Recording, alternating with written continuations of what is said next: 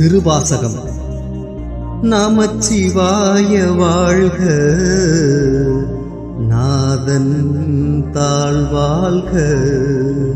இமை பொழுதும் என் நெஞ்சில் நீங்காதான் தாழ்வாழ்க.